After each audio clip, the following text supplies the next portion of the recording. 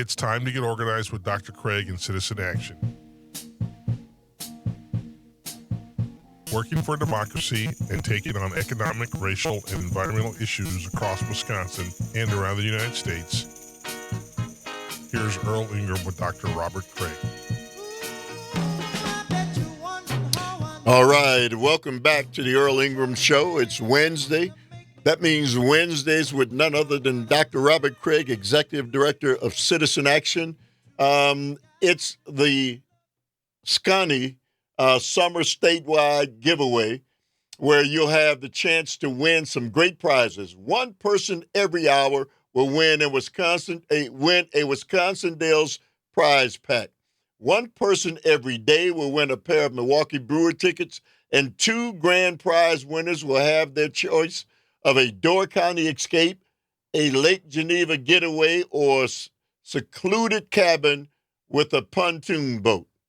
Download the Civic Media app and use it to text the word RED to your home station. Text the word RED using the Civic Media for your chance to win. And I think that pontoon boat belongs to Dr. Robert Kraig.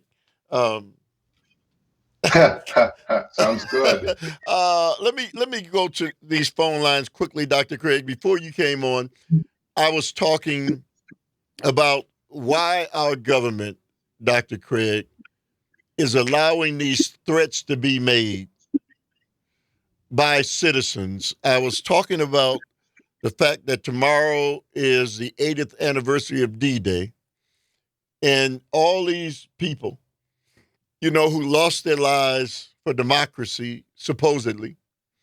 And here we allow people to make threats to jurors, to judges, you know, congressmen and senators, and even Donald Trump sending messages that if we don't get our way, there's going to be trouble. So I was talking about that the first part of the show, and I'm sure I got some callers who are held over for that, Dr. Kraig, and then I'll ask you your thoughts on it. Let's go to Mike from Kenosha. Good morning to you, Mike. Thank you for the call. You say what? Good morning. Thank you for taking my call as always. I appreciate it. You know, it's a great subject. It's very complicated. It certainly isn't, you can't cover it in one or two phone calls, but I will say this. The real victim in all this is the American people, because the war has, you know, in our politics is crossed over into the truth now. And so we have fake news, which is almost commonplace. It's spinning all of us around in circles like a top. And for those of us that are history buffs, we do have the ability to look back and kind of connect the dots quite a bit. And unfortunately, since the media, who at one time we used to rely upon to cover these issues in a neutral position, they are now dependent upon all this dark money that is dominating our politics, Earl. So, you know, we haven't been able to, for example, at least I haven't heard deep discussions about the Powell memo, which was, for those of us that are into it, that was the architecture. That's the game plan and how to take over America. It's the Lewis Powell memo. And so if we become acclimated with the Lewis Powell memo, then we recognize that the corporations are people and money is speech. Flawed Supreme Court rulings were birthed out of a captured court, Lewis Powell, in this case. So then, you know, we know, for example, that the Supreme Court, and I'm sorry to go on and on here, but this is important. The Supreme Court then, because of the Federalist Society, now the Supreme Court is being dominated by hand-picked Federalist Society judges, and also our federal judges have been selected by the same group, the Federalist Society. Now, those of us that have become students have dug and dug and dug and learned of these two significant things that are going on. You would think mainstream media would run with these stories, but they don't. And the reason why they don't is because they are now dependent on this dark money just to survive. So we have found ourselves, because we haven't acclimated ourselves to history, we haven't had a robust media to bring all this stuff out to light and remind people of, again, the Lewis Powell memo. Remind people about the corporations are people and money speech, which was the foundation of this whole complete capture of our system. Hey, Mike. Until we dig deeply into that, yes. Until we dig deeply into that stuff, we're still going to be spinning around in circles, Earl. Hey, Mike, thank you very much for the call. Dr. Kraig, you want to respond to Mike? Yeah, I mean, Mike is completely right that there has been now a half-century right-wing plan, one can call it a conspiracy given its motives, to seize control of the country and to create minority rule. And the Powell memo is one of the foundational memos. The up-to-date plan is the Project 2025 plan, which one can find at the Heritage Foundation website, though I would encourage you to read summaries instead. Ann Nelson has done some good ones because it's 900 pages long, but it's the blueprint for the next Republican presidency. And I think it ties back to what your topic and discussion was in the last hour, Earl, in that once you have made the decision that you don't want popular rule, that you have some right to rule and some legitimate right to rule, not as a majority, to have a corporate elite and wealthy people call the tunes, then a lot of the other elements of anti-democratic kind of activity occurs as well, because the Powell memo is about, in part, creating a propaganda apparatus. And that where that leads eventually is anything we need to get people to support our side, no matter whether it's true or not, whether it's a lie, whether it totally disrespects people, and now whether it aids and abets what's beginning of fascism, that is, threats of and actual risk of violence against anyone who disagrees with us. That is all fruit from the poison tree. The poison tree in the first place was the attempt to restore elite domination of the country that started with the Powell memo. Let's go to Eric from Wauwatosa. Hey, Eric, good morning to you. You say what? Good morning. Good morning, Earl. Good morning, Dr. Kraig. I'll make this quick and then just turn it over to the two of you. I believe in this conversation all morning, maybe the reason you're not getting calls is because there's an elephant in the room. And that being, I believe, these dog whistles of concern for one man, as you put it, a wealthy, white European-American, felonious sexual predator, is giving not only powerful white people, but also those who allegedly benefit from carrying water for powerful white people license to do these things. And that said, I think the underlying centuries-old reason they're able to do these things without repercussions right now is because every one of this nation's institutions, including the DOJ and FBI, are driven by improving the lives of white European Americans. So why would they make any attempt to stop their efforts at this point? And I believe also these powerful white people and their supporters are dog whistling not only to their political activists, but also, as Dr. Kraig had mentioned, but also to their more unstable water carriers. And that should frighten everybody who values life, liberty, and the pursuit of happiness, regardless of political affiliation. Thank you. I'll hang up and listen. Eric, very well said. Dr. Kraig? Yeah, we're well past the time when, remember John McCain, when he was running for president, and someone started carrying on in an audience he was in near the end of the election that President Obama was a Muslim, an evil man, and McCain corrected her. He was a dinosaur then, but that kind of Republican or conservative is long gone. And you now saw in unison all of the entire leadership Republican Party and their members of Congress claiming that the Trump verdict was totally rigged and directed by Biden and by Merrick Garland yesterday, which was said repeatedly hearing. It's just made up because they've decided that's the only way to deflect it is to convince people that it is rigged and to lie about it. And then they have no compunctions about doing that. It's amazing how quick they're able to do it. And so it really has to do with a deeply undemocratic attitude, an attitude that is based on hate. If it's to our advantage to make people want to take violent revenge against the other side, then we're going to foment it. I mean, that is Trump's ethics, and that is the ethics of dictators.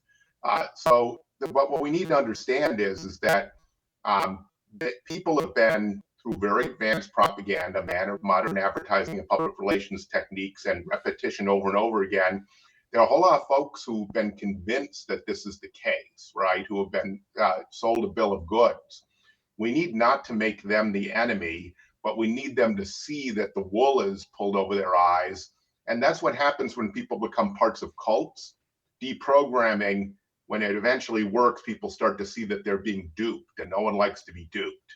And so we need to pull at the edges of this fake reality they've created in order to try to get more people to take a second look and think about this, and think about whether this is reasonable.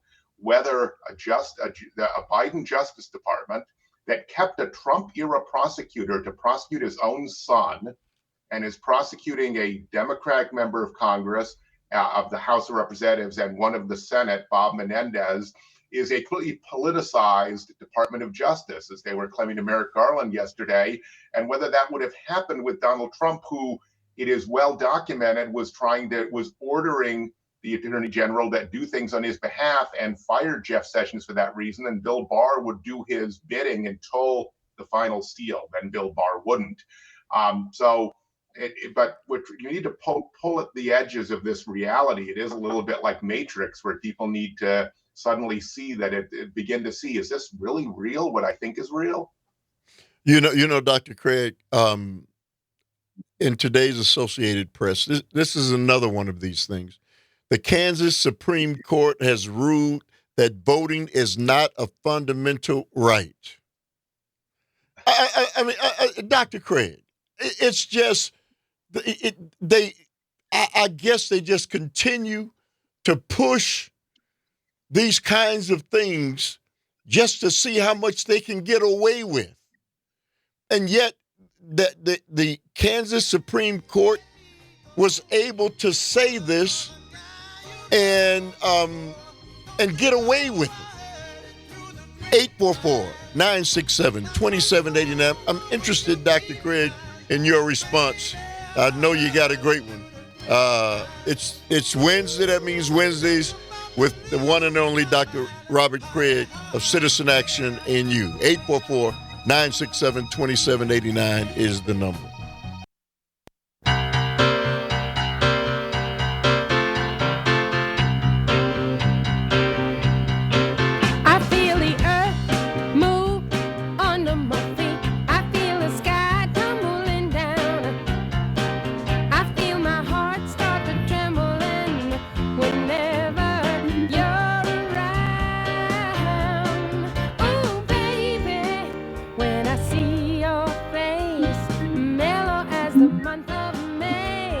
All right. Welcome back to the Earl Ingram Show, Wednesday edition of the Earl Ingram Show. The one and only Dr. Robert Kraig, Executive Director of Citizen Action, is on board.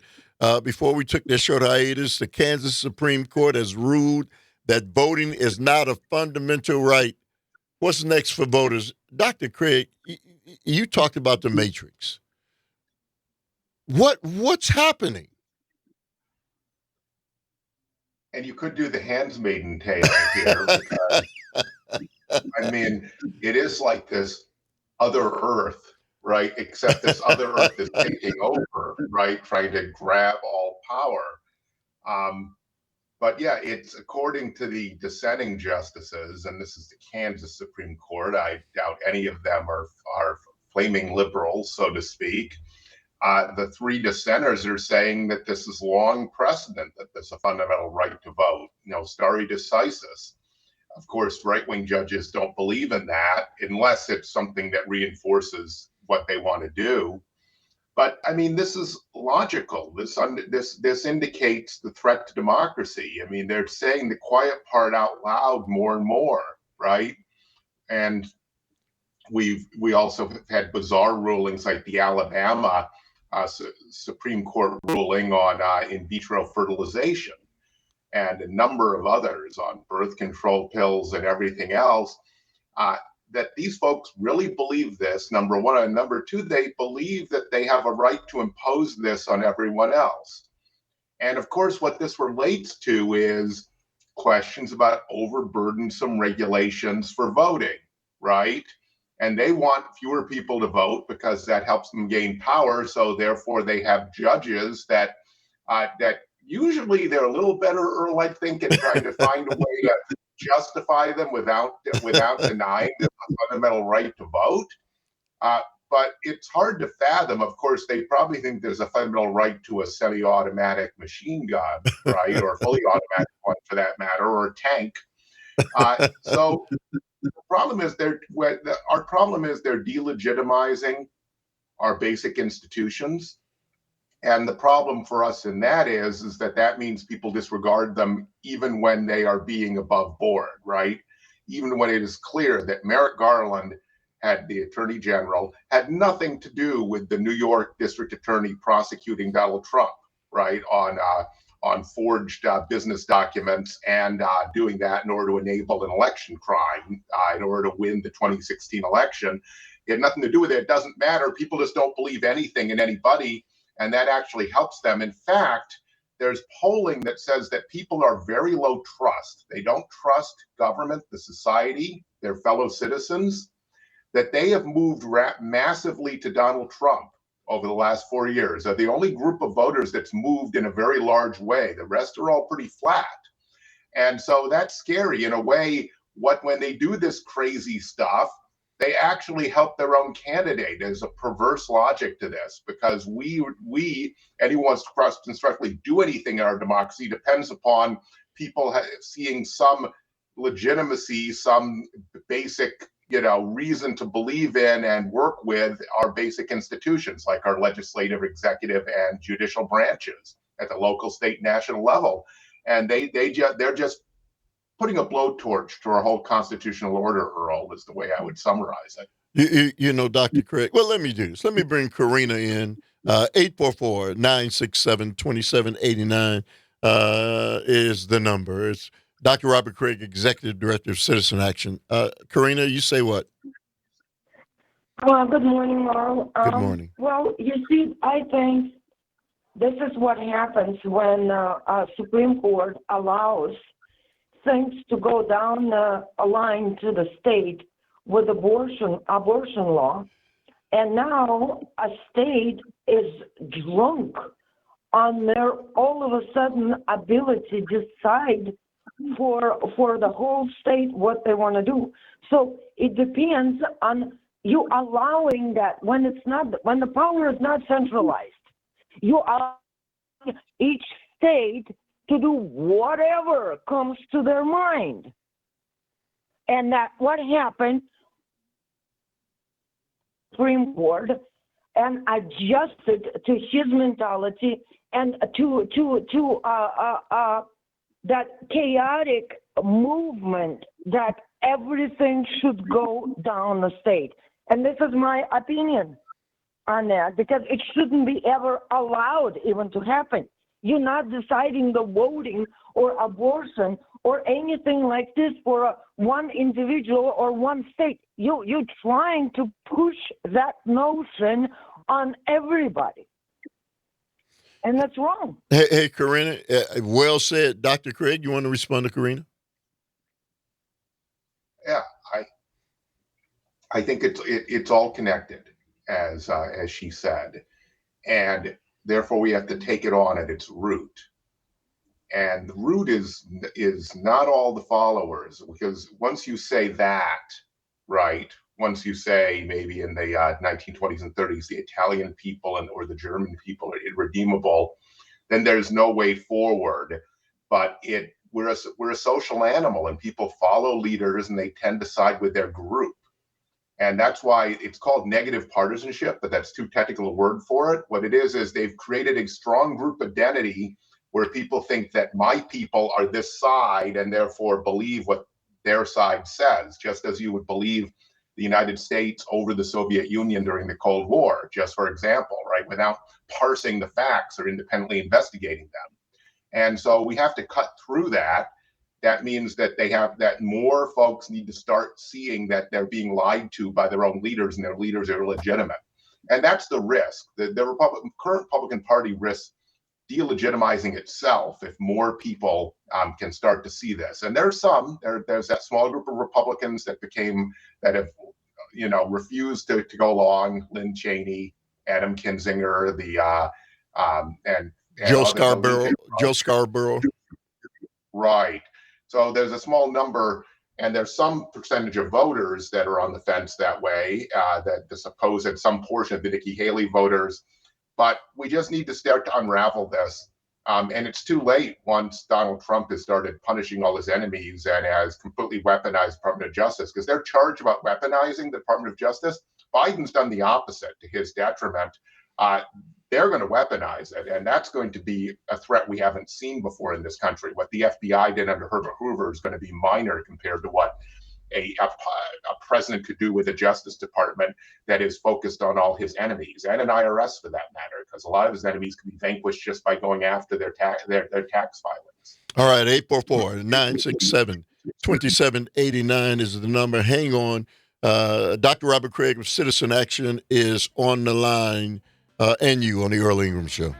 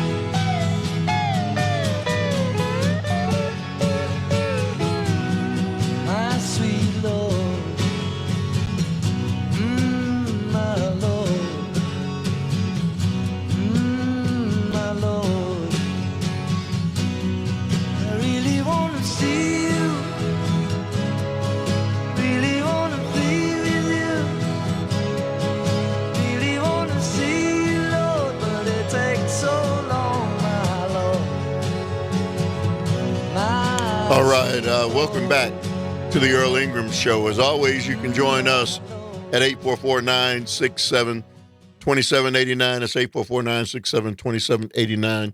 You can text us at that same number. It's Wednesday. That means Wednesdays with my guest, Dr. Robert Kraig, Executive Director of Citizen Action. You know, Dr. Kraig, the entire show this morning has been having a conversation about where the nation is headed. And the fact, Dr. Kraig, that I can't ever recall a time in my lifetime that a party has been able to make threats to elected officials and judges and get away with it, and yet do all manner of things. Again, Josh Call is finally addressing the files, the false electors. You've been calling on it for I don't know how long. And so as we move towards this election, Dr. Kraig, there's so much at stake that I think many of the American people don't really see the depth of what we're talking about and what's actually transpiring in this country. And the fact that people have a right and have rights in this country, but they don't have rights to make threats to people. If I went out, Dr. Kraig, and made a threat to you, and you reported it, and I made that threat in the public, there would be some retribution to me, not by the person I made the threat to, but because we have laws in place to address it. Why are we not, as a society, Dr. Kraig, why are we not addressing those threats that are being made in the public? And what are we waiting for? Are we waiting for these things to happen, to physically happen before we respond?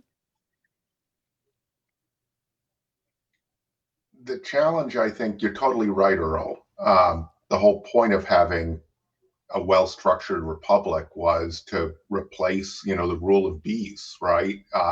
Where there's constant threat of unofficial violence and vigilante violence, which was the condition of society before you had rule of law and well-structured governments. And so it is stunningly un-American. You can't imagine it until now. It shows how much that people who are concerned about the decline of democracy have a point, because this is a symptom of that. And that violence can become official violence later if the side perpetrating it, and that's having a presidential guy who's willing to incite such violence, which Donald Trump clearly is in a position to actually use the Department of Justice, use the military, right? Use all the other stuff at his disposal. It does show how much they've created to a level of intensity and hatred at a level where violence seems justifiable. A lot of people, there's polling that quarter of the country thinks that that violence is reasonable and legitimate politically. That's stunning. And that's because they've been, if you listen to a Sean Hannity, just take one example, right? They've been lied to at such a level. If you've been told these people are scum and trying to destroy you at every which level, right, are vermin, Right. then violence seems like a logical response, and they foment those kind of emotions. You tell them that immigrants are not human and that Democrats are trying to bring them here in order to steal Replace elections. you and replace you. You all made up, Tucker Carlson and the Right. Great Replacement Theory, which he took from white nationalism. And so it shows how serious the threat is, and it shows how many people believe what they're being told. People in many ways believe what they want to believe. This has always been true. So the rod is at the top. The rod is in the corporate elite that was behind the Powell memo and executing it. And think about it. Think of all the Fortune 500 companies, supposedly respectable people with big names, right, that you see in television ads all the time and their monikers on buildings. They're giving money to that side. They don't seem to understand, by the way, that destroying the rule of law and a structured democracy is very bad for business for them long term. The stock market is going to crash under such conditions. But they seem so we have a very irresponsible elite that just wants more tax cuts. Big pharma, who's all over cable. If you watch CNN or MSNBC, it's all pharma ads trying to convince you should take something that has horrible side effects that they read quickly in monotone voice, right? A sudden and painful death it could cause. But all these happy people are on the screen. It must be great. These folks don't want to get out from under President Biden for breaking through on negotiating for prescription drug prices and limiting the tremendous price gouging. They think that's more important than democracy, quite clearly, just for example. So there's a moral rot, but it's at the top. And we need to defeat this elite, the Donald Trump elite, and everyone who is lined up with him. And you see who they all are. All of the ones who have been attacking the Judge Merchan in New York, lying yesterday about Merrick Garland in that ridiculous hearing. Dr. Fauci. All of that. Dr. Fauci. Yeah, that Dr. Fauci came back. He says he still has to have armed protection.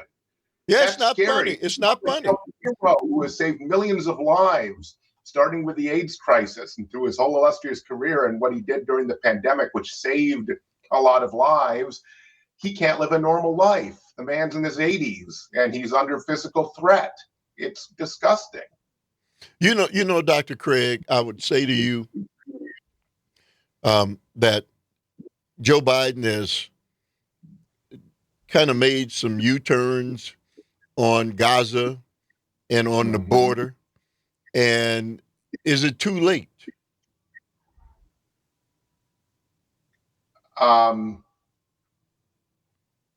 You know, clear President Biden means well and is a good man, and to his credit, he has, in terms of a lot of his domestic record, what he's done economically, what he's done on climate, the first president to really dig in on the climate crisis, which is by far the biggest issue we're facing as humanity. And what he tried to do with will do if he gets Congress that'll do it, for paid family medical leave, for poverty. He had reduced poverty 45% with the child tax credit, universal pre-K. He's going after monopolies. That's a major cause of a lot of the price gouging, is that for the last half century, we've allowed monopolies to rebuild again after keeping them in check since the 19th century. But he's a traditional politician and subject to huge errors. The Gaza policy has been an error because attaching yourself to a possibly genocidal Israeli leadership under Netanyahu is both immoral and horrendous. But Netanyahu's going to get to address Congress when there may be an arrest warrant from the International Court of Justice, which is part of the United Nations, against him. But Congress, both sides are going to invite him.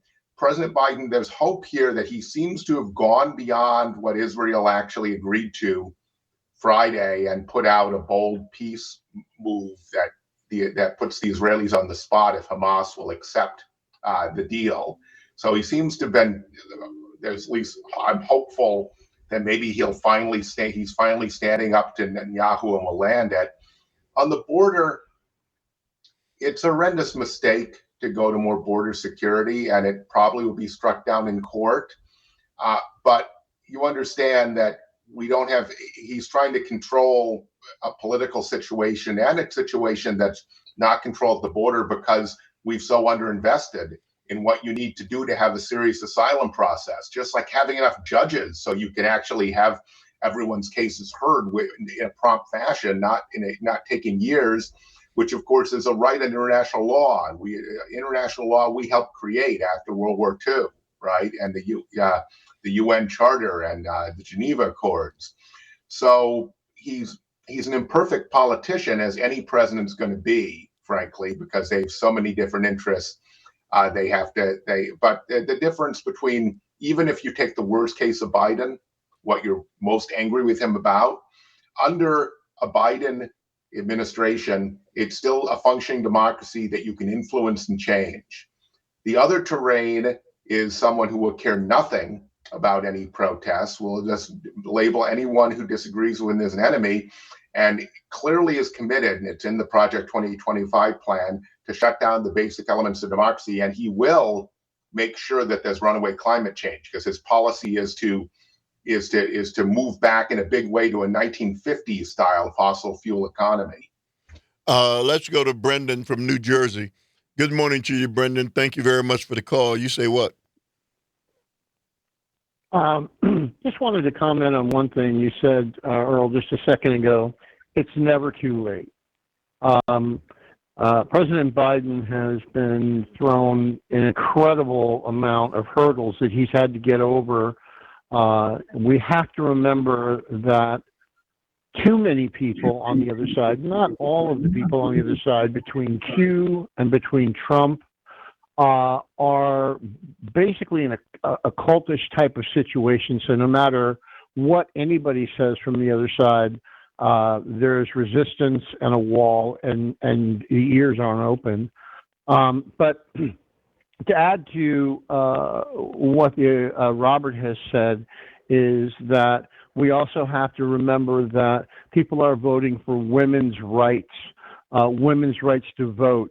The Supreme Court is going to go after contraception. They're going to go after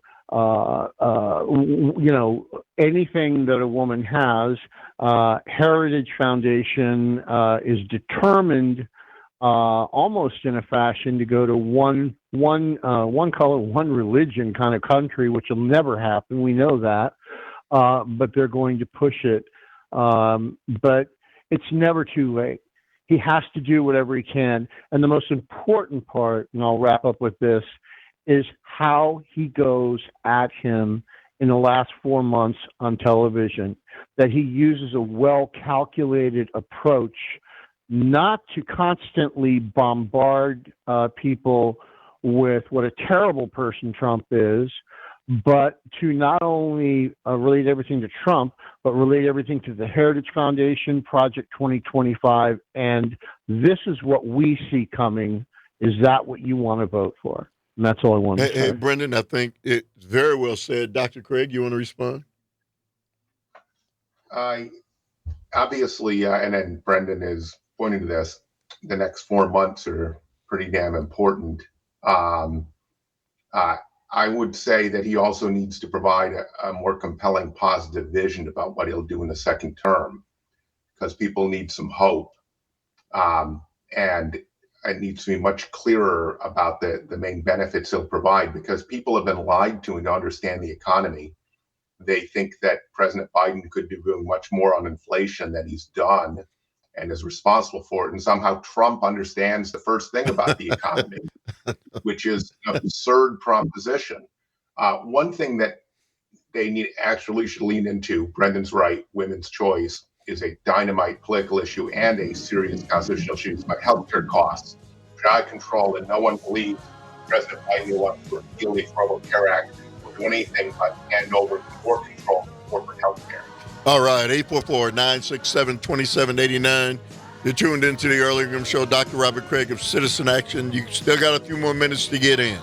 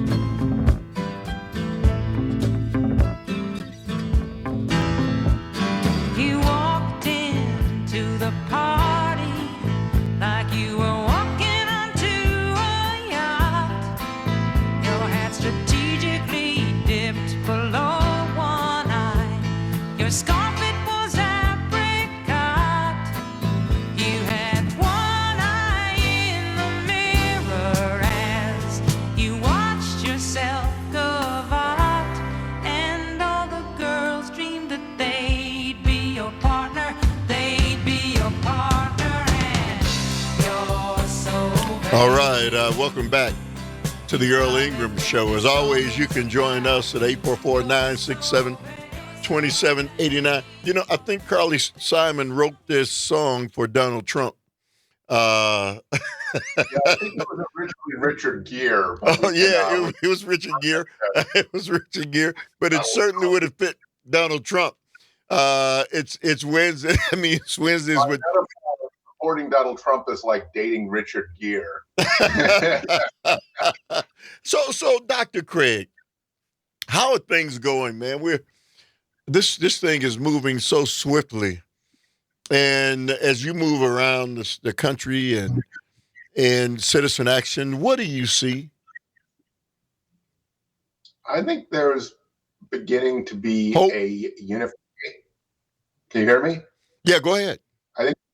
I think there's beginning to be a unification of the left, even for folks who strongly disagree with President Biden on some of his policies. And we've mentioned Gaza and immigration policy.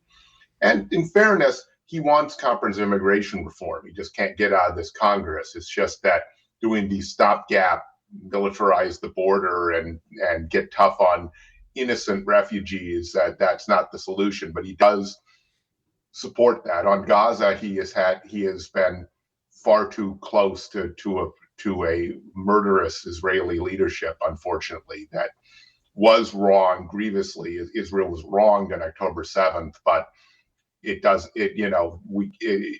Gandhi said, an eye for an eye and a tooth for a tooth makes the whole world blind, right? that you have to Right. respond. You can't respond disproportionately to evil with greater evil in terms of the death toll. So, and not any means is justified to get your way. So I see a unification of the left, though, in that there's a greater understanding of the stakes. And I think a lot of people are realizing that it's an imperfect democracy under President Biden, where we have disagreements, versus something else we haven't experienced in this country since King George. Or perhaps at the national level. I will say, though, that the Jim Crow South for Black people was a totalitarian state. So totalitarianism existed in this country for some people, right? But it hasn't been imposed upon the whole nation since the end of the Revolutionary War. And people have not experienced that. We are become a society where we take certain things for granted. You can't. Democracy depends upon citizens rising up and doing what's necessary, even when they're lied to. And half the country is being grossly lied to and gaslit and disrespected themselves. It's disrespectful just to tell someone something you know is untrue as a way of gaining power, right? We don't like those people in movies. We don't like them in streaming TV shows or in novels. Why on earth? You really have to think about why. How could you be so mad at your fellow citizens and so unfull of love, full of hatred and spite, to enjoy those bizarre hour-long performances by Donald Trump when he holds forth and just spews hatred at everyone in the grossest possible way. And this week he indicated climate change would be good because it'll create more beachfront property, which is unbelievable. It's like saying that the concentration camps were, a good economic development policy. A lot of construction work was done.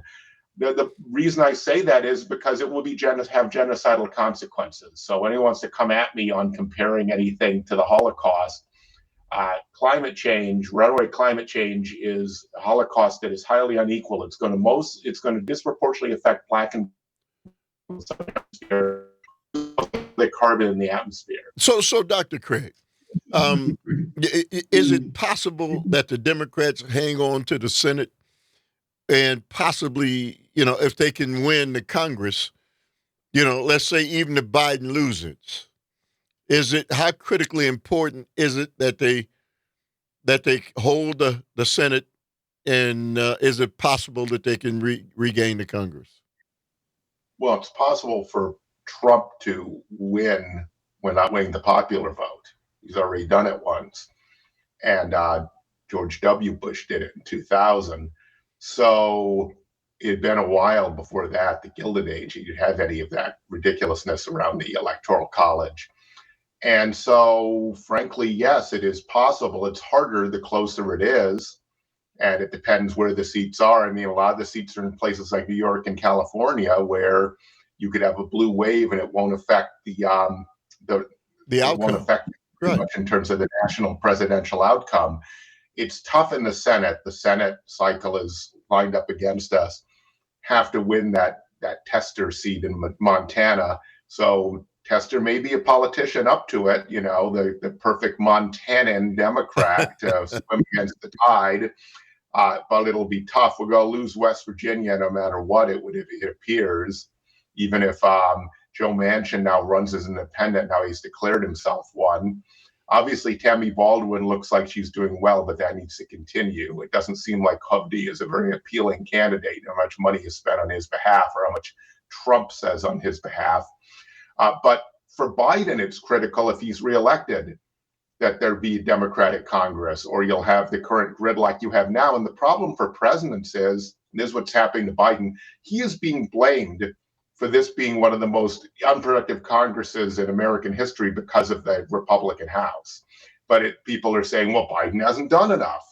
When his hands are tied, people don't really know who has power. They assume a president has much more power than they have. That is part of the reason for Biden's low approval ratings is that people think presidents can do much more than they have the power to do, and don't get into the details of who's stopping it and what the policies were and how our process works. Hey, Dr. Kraig, always, it's much too short. But we'll see you again in a week. We'll be closer to the Republican convention, and you and I can talk about, joining up there.